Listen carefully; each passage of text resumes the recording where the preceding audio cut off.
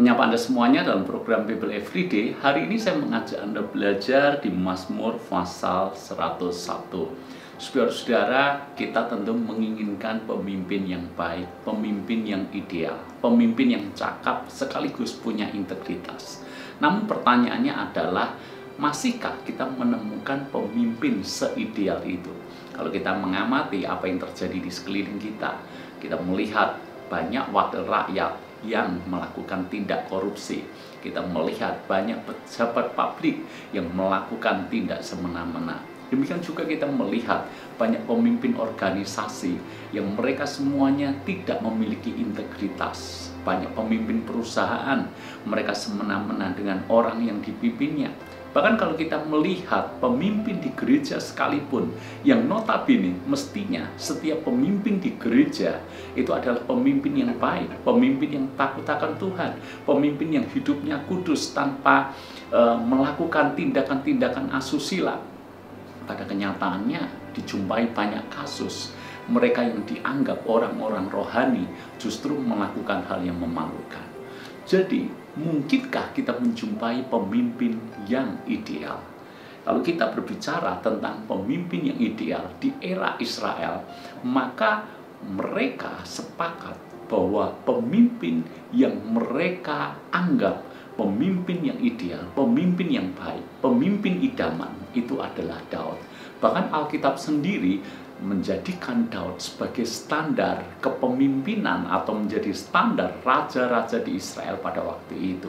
Kalau Anda membaca kisah raja-raja yang Anda temukan di kitab raja-raja maupun di kitab Tawarikh, Anda selalu menjumpai seorang raja disebutkan, lalu apakah dia punya kualifikasi seperti Daud? Misalnya, Raja A, dia melakukan apa yang benar seperti yang Daud lakukan. Atau Raja B, dia melakukan apa yang jahat, tidak seperti yang dilakukan oleh Raja Daud. Jadi ingat, Raja Daud menjadi standar pemimpin pada waktu itu. Bagaimana Daud bisa menjadi pemimpin yang sangat ideal? Maka kalau kita membaca Mazmur pasal 101, Mazmur ini ditulis oleh Daud, dan ini justru menunjukkan mengapa seorang Daud bisa menjadi pemimpin yang hebat, pemimpin yang cakap, dan pemimpin yang takut akan Tuhan. Ada 3 hal yang membuat Daud menjadi pemimpin yang berkualitas. Mari kita pelajari sama-sama. Yang pertama, kita temukan di ayat yang pertama. Aku hendak menyanyikan kasih setia dan hukum. Aku hendak bermazmur bagimu, ya Tuhan. Maka hal yang pertama yang membuat Daud punya kepemimpinan yang luar biasa baik, karena dia menjadikan Tuhan sebagai prioritas. Tuhan yang terutama di dalam hidupnya. Tuhan yang terutama di dalam kepemimpinannya. Itulah yang membuat hidup Daud berkenan di hadapan Tuhan. Dan di sisi lain, dia bisa memimpin rakyatnya dengan takut akan Tuhan. Karena menjadikan Tuhan sebagai prioritas utama. Maka demikian pula halnya dengan hidup kita. Kalau Anda dan saya ingin menjadi pemimpin yang ideal, pemimpin yang dicintai oleh orang-orang yang kita pimpin dan berkenan di hadapan Tuhan, hal yang pertama, pastikan kita memprioritaskan Tuhan lebih dari segala-galanya. Ketika Tuhan menjadi yang terpenting dalam hidup kita, kepemimpinan kita diarahkan menjadi pemimpin yang bijaksana. Hal yang kedua, coba kita baca ayat yang kedua sampai dengan ayat yang kelima.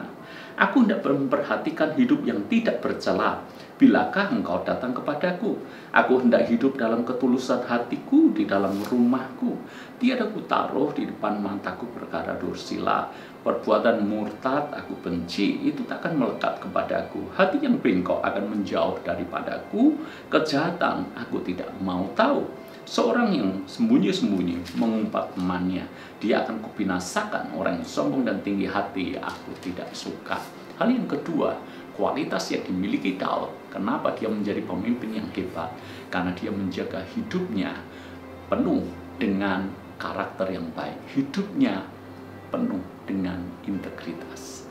Dia berkata seperti ini, aku hendak hidup dalam ketulusan hatiku di dalam rumahku. Bahkan di dalam rumah, Daud menunjukkan integritasnya. Ini hal yang sulit. Banyak orang berbuat baik di organisasinya, terlihat baik di organisasi, terlihat baik di gereja, terlihat baik di masyarakat, terlihat baik di depan rakyat. Tetapi di dalam rumah belum tentu. Sehingga saya bisa pastikan, kalau baik di luar belum tentu baik di rumah. Tetapi kalau baik di rumah, tulus di rumah, jujur di rumah, maka kemungkinan besar dia akan jujur di luaran. Kalau dia menjadi berkat di rumah, dia akan menjadi berkat di gereja, dia akan menjadi berkat di masyarakat, dia akan menjadi berkat dimanapun. Karena rumah adalah lingkup yang terkecil, dan orang tidak bisa pura-pura di rumah. Jadi saudara, apakah Anda dan saya punya integritas? Cara paling mudah untuk mengujinya adalah bagaimana dengan kehidupan kita di rumah. Apakah hidup kita menjadi berkat untuk orang-orang yang ada di rumah? Pastikan kita menjadi orang yang punya integritas, tidak bercela, tidak semena-mena, tidak sombong, tidak bertindak arogan. Integritas. Hal yang ketiga atau hal yang terakhir yang kita bisa pelajari dari Daud, coba kita baca ayat yang ke-7 dan ayat yang ke-8. Orang yang melakukan tipu daya tidak akan diam di dalam rumahku. Orang yang berbicara dusta tidak akan tegak di depan mataku. Setiap pagi akan kubinasakan semua orang fasik di negeri. Akan kulenyapkan dari kota Tuhan semua orang yang melakukan kejahatan. Hal yang ketiga, kenapa kepemimpinan Daud kuat? Karena Daud adalah pemimpin yang tegas.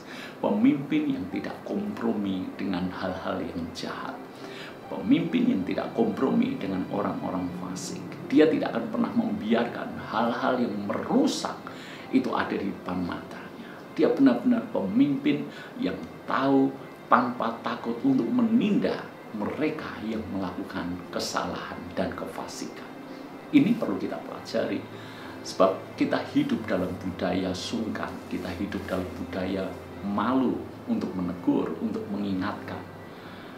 Seorang pemimpin, dia harus punya kualitas untuk berani menegur, berani mengingatkan, bahkan berani memberikan konsekuensi, berani memberikan kedisiplinan kepada orang-orang yang dipimpinnya seandainya orang itu melakukan hal-hal yang tidak seharusnya dia lakukan. Orang-orang yang menyalahi aturan harus berani seorang pemimpin melakukan itu. Ketika kita berani untuk tegas, tidak kompromi, tidak pandang bulu, maka orang akan respect, akan menghormati kita sebagai pemimpin.